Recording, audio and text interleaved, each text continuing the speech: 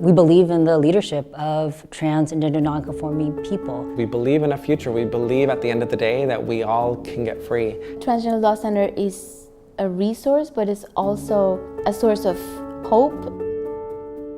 Well, I think we've come a long way, for sure. We started off as the organizations that help community members with their identity documents, name change, and their birth certificates petition. I think that we would not have grown in such an exponential way had it not been for NCLR's mentoring. I actually don't think about TLC as a project of NCLR. I really think about them as a colleague organization, partnering with us shoulder to shoulder, doing very, very difficult work, who is there specifically to effectively and strategically be a champion for the transgender community. At the Transgender Law Center, we have moved forward work that makes sure that we have laws and policies in place that protect our rights as transgender people. Well, yesterday was a big step for equality. This is actually a pretty simple bill that makes... Thank you to my lawyers and everyone who's been representing me. It's nice knowing that this will definitely be a beacon for other trans kids and other people in the community to look to as a source for hope. You know, our work does not live here at the headquarters of Oakland, California, but our work exists out in the field. It exists in community centers, it exists at the border, it exists in detention centers. It is about empowering communities and supporting communities and meeting them where they're at.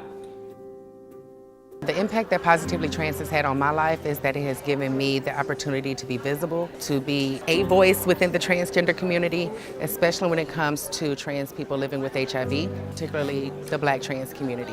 We are the authors of our stories. You can't tell our stories for us. So we're about to cross. Immigrants from all Latin America are about to cross the border and present themselves to us for asylum. Trans immigrants should not be detained, period. And so we launched TIDE, Transgender Immigrant Defense Effort. We've been doing work in the South in partnership with Southerners on New Ground for about almost 2 years at this point. And it's been super critical as well because we have seen that a lot of the anti-trans legislative attacks have occurred in the South. We've seen amazing emergence of leadership within our Truth program, which is our trans youth program. I have to know again my own self-worth and my own intelligence, because whatever I do, because I am Black, because I'm trans, because I'm queer, is gonna be questioned. At Transgender Law Center, we're holding the whole community, right? We think that no one is disposable, that no one is left behind. Now we're in a moment where we can utilize all the skills we've learned. As soon as Trump was elected, we were really clear about the ways our community would be targeted. And we knew that what that would mean is that there would be incredible need for direct legal services and support. And we came up with an emergency response plan, harnessing community power to meet the community need. So we launched these national training institutes where we brought together trans and gender nonconforming leaders from all across the country.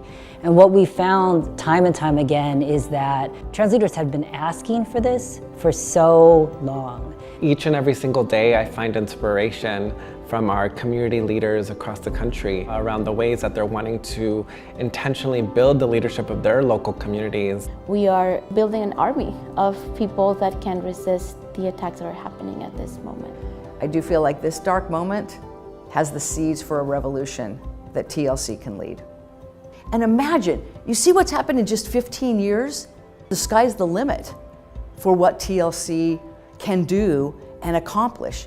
I think it's an important moment for supporters and those that love TLC to really continue to invest in TLC because of the cutting edge work that we're doing and because all the ways in which we're stretching all the resources that are given to us.